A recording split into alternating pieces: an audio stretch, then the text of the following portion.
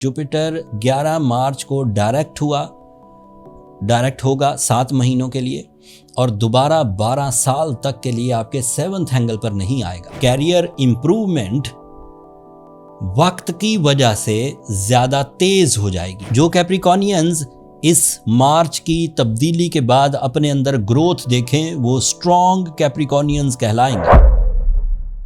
अस्सलाम वालेकुम कैप्रिकॉर्नियंस, मैं हारिस अज़मी प्रोफेशनल एस्ट्रोलॉजर आपकी खिदमत में हाजिर हूँ। मार्च के 2nd वीक में होने वाले अहम एस्ट्रोलॉजिकल वाक़यात, उन वाक़यात से आप पर क्या अल्लाह ताला की नेमतें खुलेंगी, आपकी सलाहियतें किस तरह का रिवॉर्ड उगलेंगी, आपको ज़िंदगी में क्या सुख मुयस्सर आएगा, वक्त आपके लिए क्या समरात जनरेट करेगा, ये सब चीज़ें इस व्लॉग में डिस्कस करूँगा।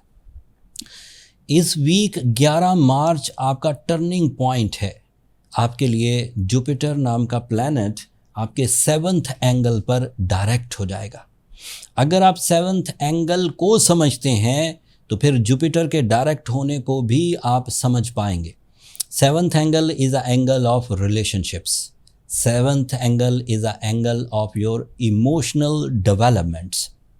7th angle is an angle of some new projects. 7th angle is an angle of lucky factor.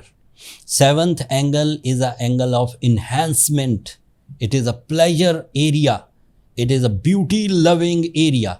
And by rules of astrology, Jupiter का डायरेक्ट होना इन सब सेक्टर्स को एकदम इन्हांस कर देगा, अप्रॉक्सीमेटली डबल।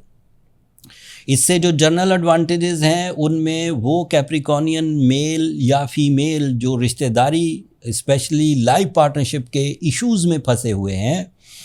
लाइफ पार्टनरशिप के 3 issues होते हैं अमूमी तौर पर। फर्स्ट है डिले ऑफ द मैरिज, वो रिजॉल्व होगा। दूसरा है स्ट्रगल इन द मैरिज, वो भी रिजॉल्व होगा। तीसरा है पेनल्टीज़, कोई नुकसान हो जाना और उसके बाद उस सेक्टर को हील करना, ये भी मुमकिन होगा। जुपिटर के ये जो एडवांटेजेस मैंने आपको गिनवाए, ये कैप्रिकॉर्नियन को जुपिटर किसी भी एंगल पर पॉजिटिव हो ये मुयस्सर आ ही जाते हैं। बट इस हफ्ते मैंने कुछ नए ऐसी रिसर्चेस की हैं जिससे 2026 में दीगर शॉर्ट टर्म प्लैनेट्स के साथ मिलकर आपको कुछ यूनिक फेवर्स मिलेंगी। उन फेवर्स की तशरीह अभी मैं करूंगा, लेकिन टेक्निकल बात ये है कि जुपिटर 11 मार्च को डायरेक्ट होगा 7 महीनों के लिए और दोबारा 12 साल तक के लिए आपके 7th एंगल पर नहीं आएगा। लिहाजा यही वो 7 महीने हैं जिनको अभी मैं बयान करूंगा, तो आप इन सेक्टर्स में ज़्यादा तरक्की की कोशिशें कर सकते हैं, कोशिशों को कामयाबी में बदल सकते हैं एंड फिर उस कामयाबी के मोमेंटम को अपनी ज़रा सी तवज्जो से हमेशगी के लिए फॉर एवर आप उससे लुत्फ़अंदोज़ हो सकते हैं। उनमें से पहला पॉइंट ये है कैप्रिकॉर्नियन के लिए जो मैंने अभी बयान किया, मैरिज हार्मनी वो आपको मुयस्सर आएगी। रिलेशनशिप में शकूक व शुबहात की वजह से जो नफ़रतें, जो दिलों का टेढ़ापन, जो एक्स्ट्रा शिकायतें पैदा हो जाती हैं वो 11 मार्च से रिज़ॉल्व होने लगेंगी एंड आप अपनी रिलेशनशिप में सोल मेट लेवल पर जाएंगे, जिससे आपकी कामयाबियाँ आपके कंपेनियन को और कंपेनियन की कामयाबियाँ आपको, दोनों तरह से आप इंजॉय कर सकेंगे, आप उससे मुस्तफ़ीद हो सकेंगे। दूसरा एडवांटेज ये है कि 7th angle not only for the life partnership but it is also for the business partnership. तो बिजनेस पार्टनरशिप के अगर कोई प्लान से आपके, या आपके पास कोई हुनर था, या आपके पास कोई ऐसी प्लानिंग थी जिसमें आपको एसेट्स की, फंड्स की, फेवर्स की, सपोर्ट की ज़रूरत थी, तो वो मुयस्सर आएगी एंड 11 मार्च के बाद आपकी तरक्की का सफ़र इंडिविजुअली भी एंड कंबाइनली भी शुरू हो जाएगा। इसका तीसरा एडवांटेज ये है कि आप अगर एक सेल्स पर्सनैलिटी हैं, अगर आप कोई भी ऐसा सोर्स ऑफ इनकम परफॉर्म कर रहे हैं जिसमें आपको एक्सप्लेन करना पड़ता है, जैसे वकील एक्सप्लेन करते हैं अपने क्लाइंट्स के लिए, जैसे सेल्स पर्सन एक्सप्लेन करते हैं अपनी ऑर्गेनाइजेशन या अपनी कंपनी की जो प्रोडक्ट्स होती हैं, ये वाले पर्सन्स अगर वो कैप्रिकॉर्नियन भी हैं तो 11 मार्च के बाद अपनी सेल्स को बढ़ता हुआ देखेंगे by your explanations and bye there magical communication. फिर इसका चौथा फ़ायदा ये है कि तमाम तरह के जो लीगल एग्रीमेंट्स हैं वो सक्सेसफुल हो जाएंगे। लीगल एग्रीमेंट्स में आपके जॉब के नए रुख इख्तियार करना, इंक्रीमेंट होना, प्रमोशंस होना, जॉब स्विच होना, नई ऑर्गेनाइजेशन या बड़ी ऑर्गेनाइजेशन को ज्वाइन करना, ये भी मुमकिन हो पाएगा। कैप्रिकॉर्नियंस के लिए जो पब्लिक इमेज है वो स्टेबलाइज भी होगी और इंक्रीज भी होगी।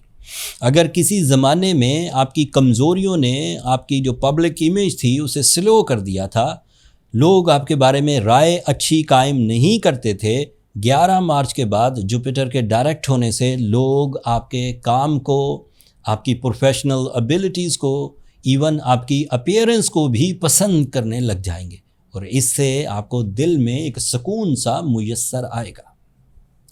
इसका अगला छठा फ़ायदा ये है कि तमाम वो रिलेशंस, एक तो लव रिलेशन है जो 7th हाउस में लाइफ पार्टनरशिप से रिलेटेड है, but otherwise relation like public relations, like family relation, blood relation जिसे कहते हैं, दोस्त अहबाब के साथ रिलेशंस, अपने कंज्यूमर्स के साथ रिलेशंस, अपने सप्लायर्स के साथ रिलेशंस, अपने मैन्युफैक्चरर्स के साथ रिलेशनशिप, ये भी बिल्ट होंगे एंड इससे आपकी पीआर में इजाफा होगा।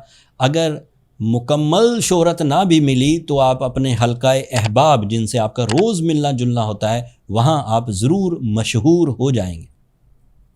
इसका 7वां फ़ायदा ये है कि इससे आपकी जो कॉन्ट्रैक्ट जिसमें बिडिंग होती है, आप कोई प्रोजेक्ट हासिल करना चाहते हैं लेकिन उसमें कई उम्मीदवार हैं और फिर आप उसमें छुपे हुए अपनी कोटेशंस देते हैं, उन कोटेशंस का आपके फेवर में होना, आपके टर्म्स एंड कंडीशन को माना जाना, आपके लिए नई तरक्की की राहें कॉन्ट्रैक्ट के थ्रू खुलना, ये भी मुमकिन हो पाएगा।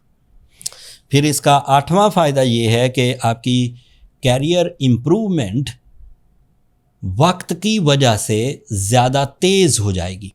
आप जो भी काम करने वाले कैप्रिकॉर्नियन हैं, पॉलिटिशियन हैं, कोई नया स्टार्टअप आप शुरू करने वाले हैं, कोई इन्वेस्टर हैं या कोई जॉब परफॉर्म करते हैं, कैरियर इम्प्रूव करेगा ही करेगा, not only by the lucky factor but with your daily performances, with your daily achievements.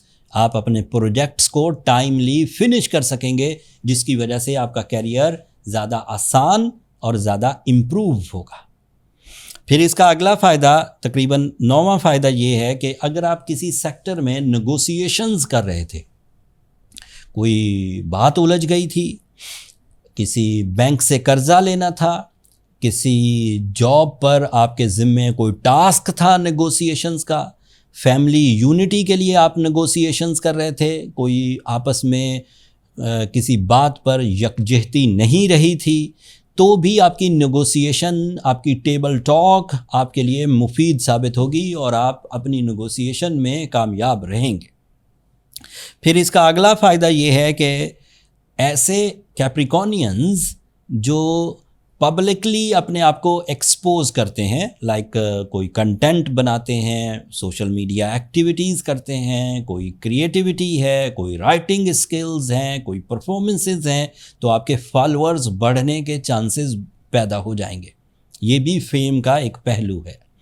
फिर आपके लिए ब्रांड कोलैबोरेशंस बढ़ेगी, मतलब आप अपना ही काम करते हुए ऐसे मौके देखेंगे कि आपसे ज़्यादा स्ट्रॉन्ग ब्रांड्स आपके साथ राब्ता करके आपको अपने साथ मर्ज करने की रिक्वेस्ट करेंगे या वो एग्रीमेंट देंगे जिससे आपको भी फ़ायदा हो।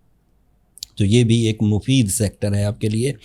फिर कोर्ट सेटलमेंट्स, मुकदमे, उलझे हुए मामलात, प्रॉब्लमेटिक मामलात को भी आप अपनी डेली रूटीन में रहते हुए ही बगैर किसी एक्स्ट्रा डैमेज के आप सॉल्व कर जाएंगे।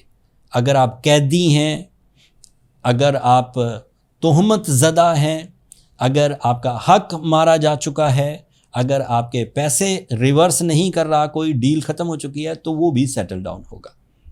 एंड इसका आखिरी फ़ायदा ये है कि आपकी लाइफ में दोबारा बैलेंस ऑफ इमोशंस बिल्ट होगा। बैलेंस ऑफ इमोशंस का मतलब है कि जिस चीज़ के लिए जितनी जज्बाती कैफियत ज़रूरी है, आप उतनी जज्बाती कैफियत का रिदम इंजॉय कर सकेंगे। ऐसा नहीं होगा कि जहाँ खुशियाँ हैं वहाँ आप काम करने बैठ जाएं, और जहाँ काम है वहाँ आप हिस्से मिजाह के तहत चीज़ें चलाने लग जाएं। ऐसा नहीं होगा। रिदम ऑफ इमोशन डिसिप्लिन के साथ आपकी लाइफ में वैल्यूज़ बढ़ेगी। जहाँ संजीदगी की ज़रूरत होगी वहाँ संजीदगी ही इख्तियार करेंगे। जहाँ मुस्तकिल मिजाजी की ज़रूरत होगी वहाँ मुस्तकिल मिजाजी ही इख्तियार करेंगे। जहाँ जीनियस स्किल्स की ज़रूरत होगी वहाँ जीनियस इमोशंस ही इस्तेमाल करेंगे। और जहाँ पर मिजाह, खुशी या दीगर जो इस तरह की फ्रैंकनेस होती है उसकी ज़रूरत होगी तो आप उतना ही फ्रैंक रहेंगे। इससे भी जो महफिल्स हैं, जो गेट टुगेदर्स हैं, वो मुज़य्यन हो जाती हैं। मीटिंग में मजाक अच्छा नहीं लगता, बट फैमिली दोस्तों के साथ मीटिंग्स अच्छी नहीं लगती। वहाँ पर आपको खुश मिजाज, खुशगवार मूड शो करना होता है।